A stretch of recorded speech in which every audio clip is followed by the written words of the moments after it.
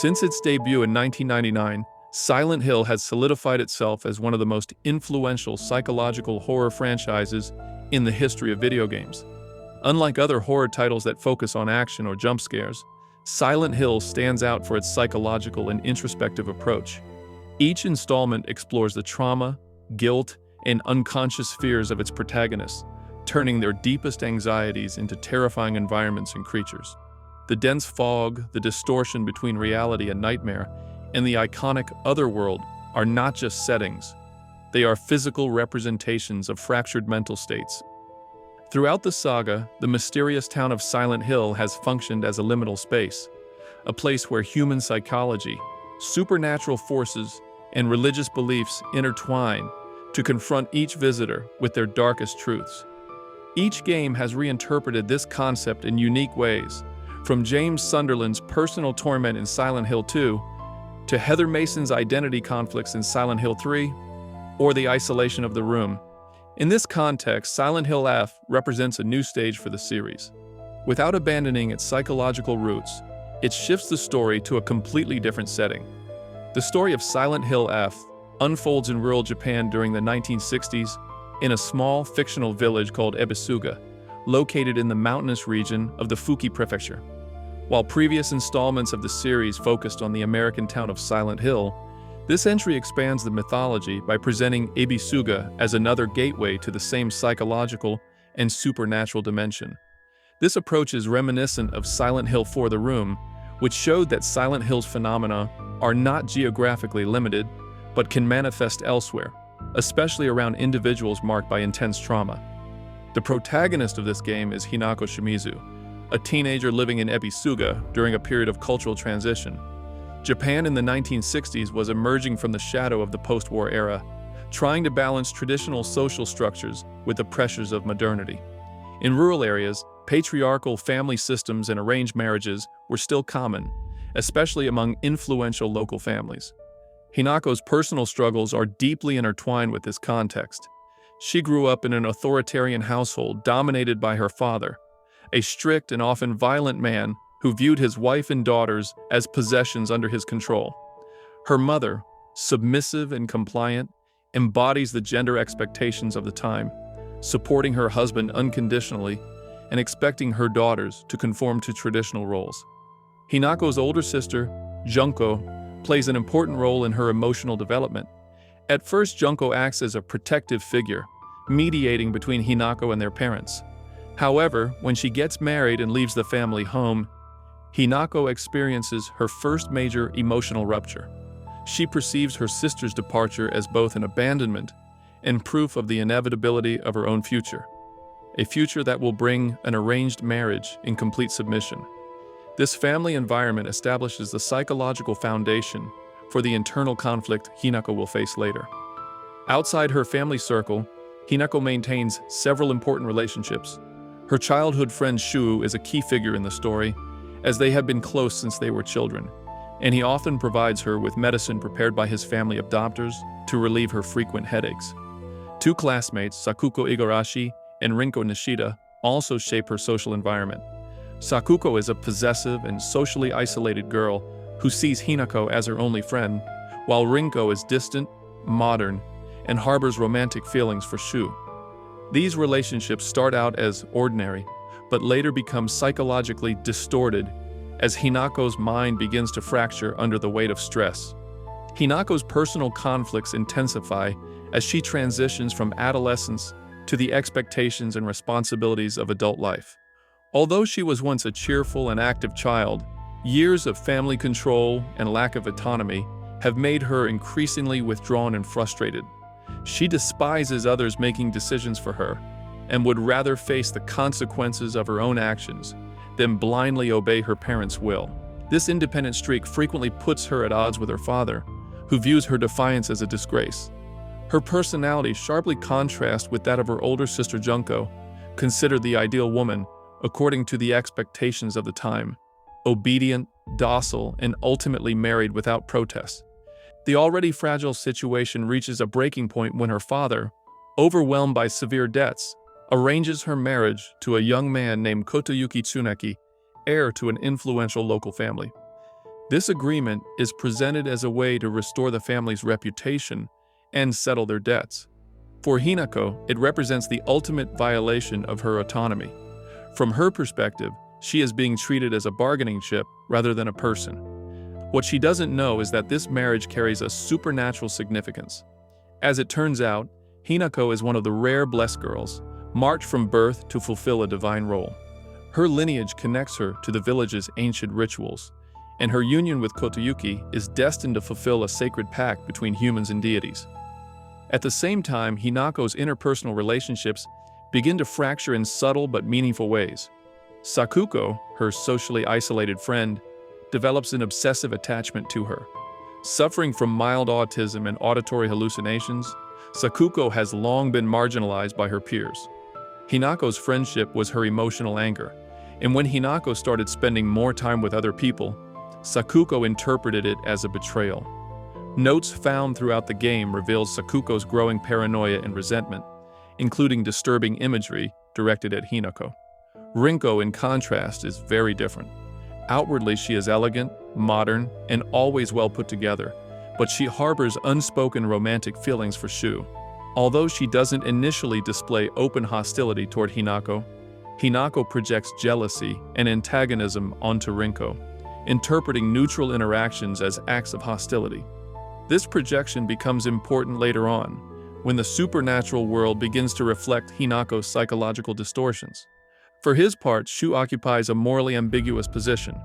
As children, they play together, imagining alien battles as a way to escape reality.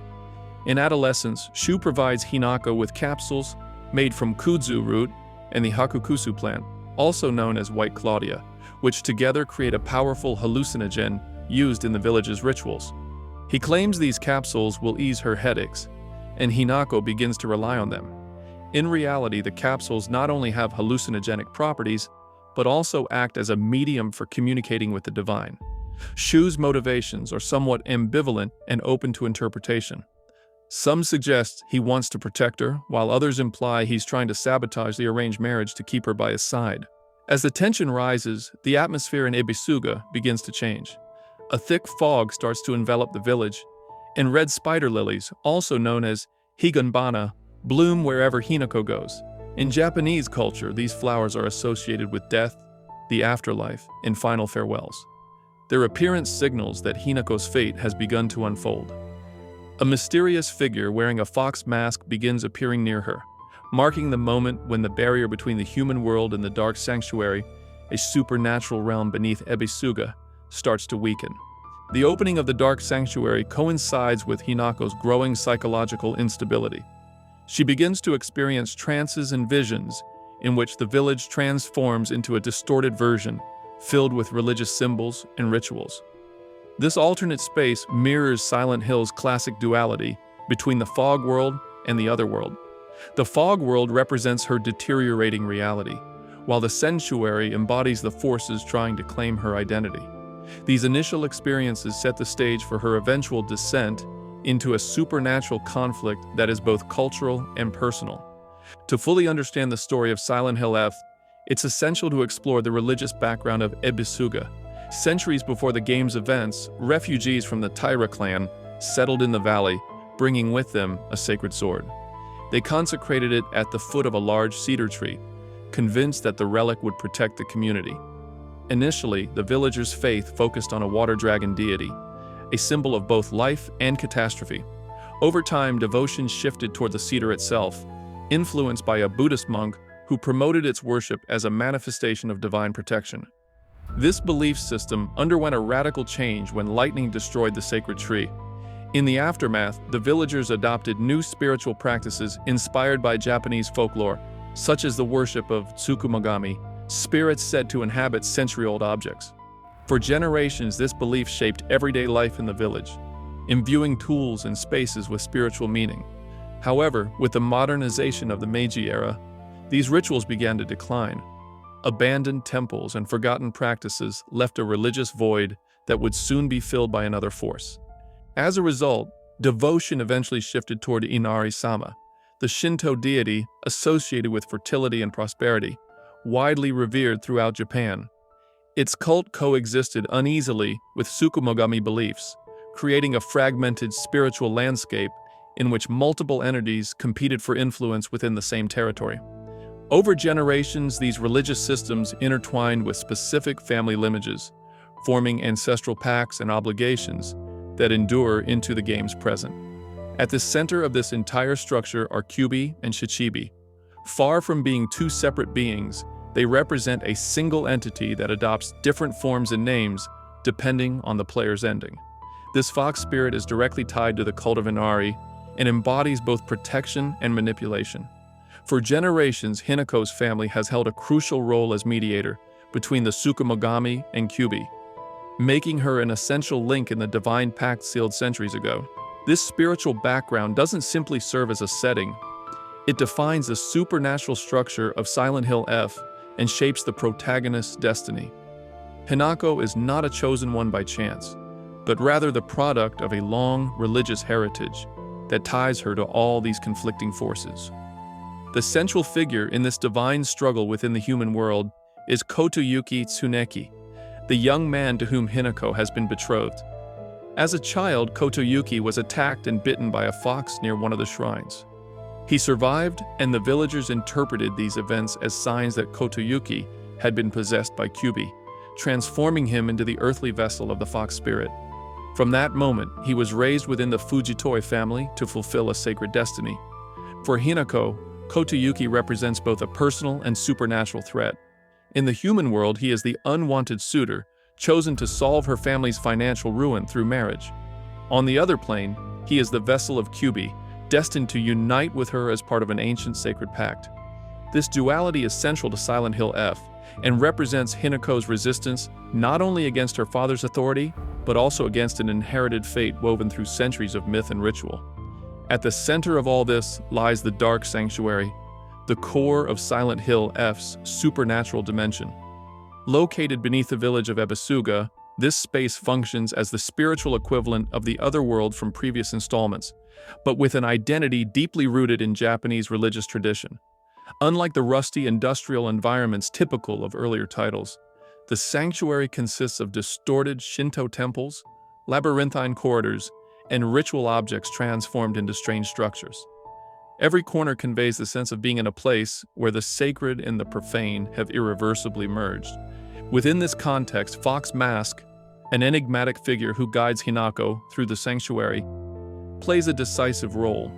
Initially presented as a priest or divine intermediary, he instructs her to perform a series of 3 rituals designed to transform her body and spirit into the perfect vessel to unite with Kyūbi.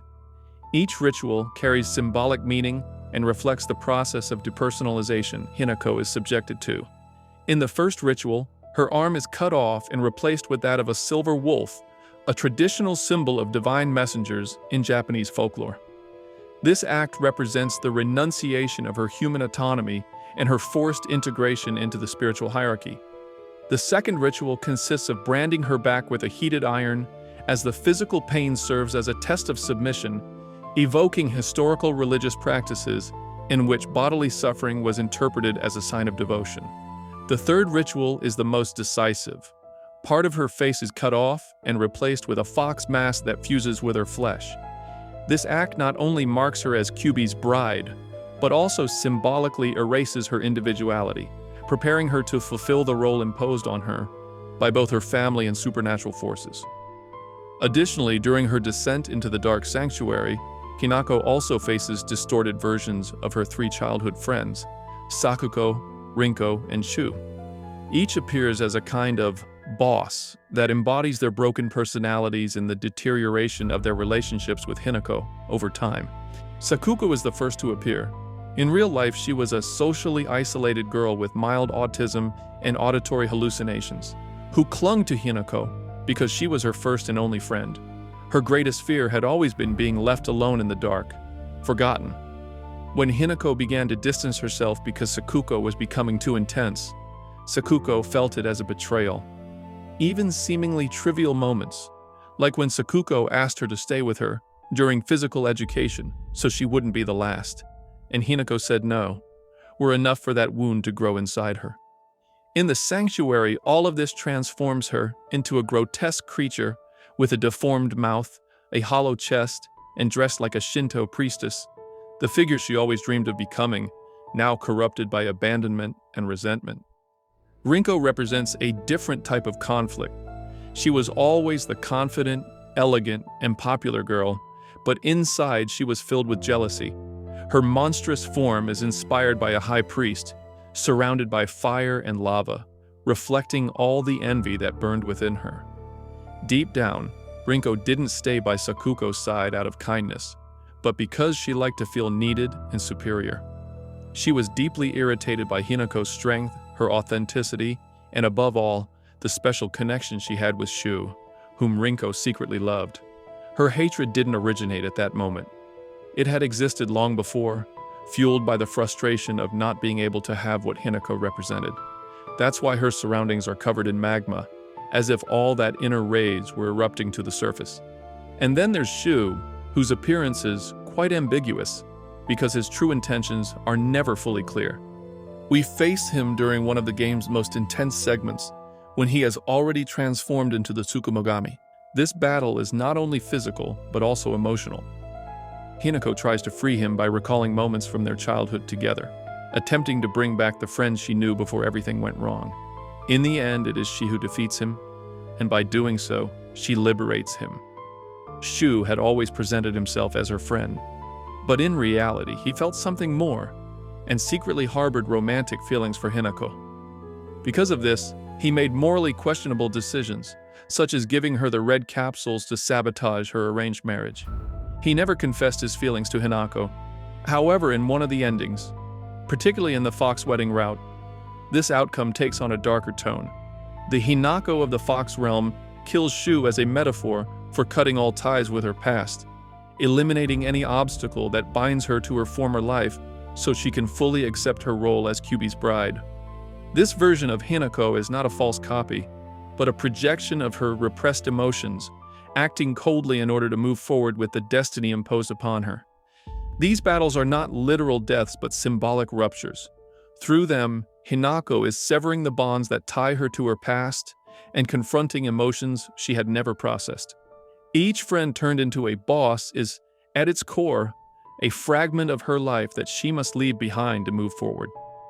Because of this, and as Hinako progresses through the rituals and faces these visions, a clear separation begins to emerge between her two versions. On one side is the human Hinako, and on the other, Shiramuku, a masked, ritualized version named after the traditional white kimono worn in Shinto weddings.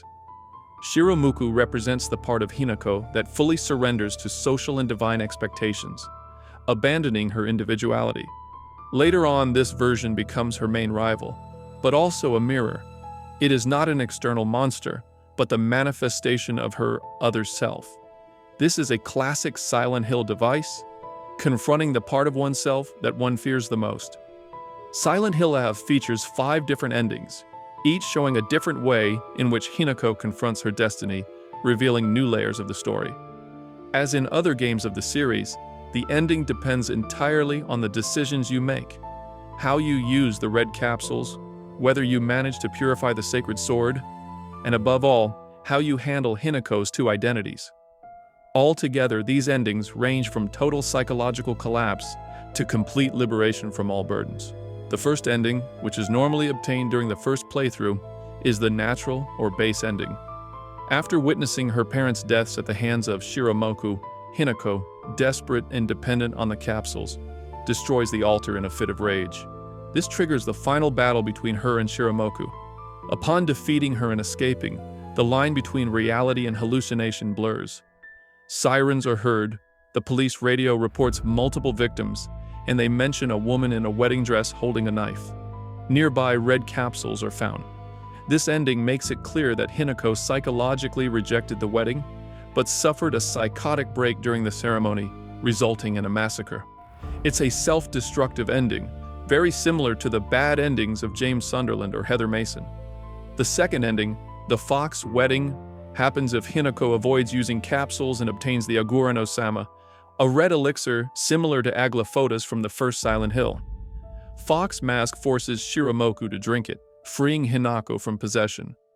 Shu confronts Fox Mask and reveals that he was the one who prepared the capsules. He did it because he loved Hinako and couldn't accept her arranged marriage. The elixir purifies Hinako, but the ending turns dark as she ultimately accepts her fate as Kyūbi's bride, leaving her humanity behind. In the third ending, Hinako obtains the sacred sword without purifying it. She makes offerings to the Jizo statues and recovers the cursed blade to face Kyūbi in his true form. This is both a literal and symbolic battle against the deity that has manipulated her since birth. After defeating him, she breaks the spell and escapes with Shu. However, a radio transmission mentions toxic gas leaks. They escape together, but the village collapses, leaving their future uncertain. The fourth ending is considered the true one. Hinako purifies the sword, rejects the capsules, and reconciles with the memory of her parents. She understands the manipulations of Kyūbi and the Tsukumogami and chooses to submit to neither. With the purified sword and her other self by her side, she defeats both entities. Fox Mask, finally revealed to be Kodayuki, regains his humanity and admits that he too was manipulated. In the end, the three go their separate ways, free to decide their own paths. Hinako ultimately succeeds in integrating her two identities and regains control of her life. And finally, there is the classic UFO ending, complete with alien abductions and comedic references to previous games. It's obviously not canonical, but serves as a lighthearted break amidst so much tragedy and horror. Taken together, the 5 endings of Silent Hill F don't aim to offer a single, correct answer, but to show how different decisions in the face of trauma, tradition, and destiny can lead to profoundly different consequences. This structure stays true to the spirit of the series, as endings are not simply categorized as good or bad, but reflect the psychological and moral state of the protagonist. Hinako's story is ultimately a portrait of resistance and fracture in the face of personal, cultural, and supernatural forces that try to shape her. By bringing these themes into rural Japan of the 1960s, the series expands its scope without losing its identity, proving that Silent Hill is not a fixed place, but a mental and spiritual space that can emerge anywhere and any time where human pain and trauma intersect. And with that, we've reached the end of this video. I hope you enjoyed it, and if you did, remember to give it a like, subscribe if you haven't already, and turn on the notification bell to stay up to date with all my new videos. I also want to give a special shout out to the channel members.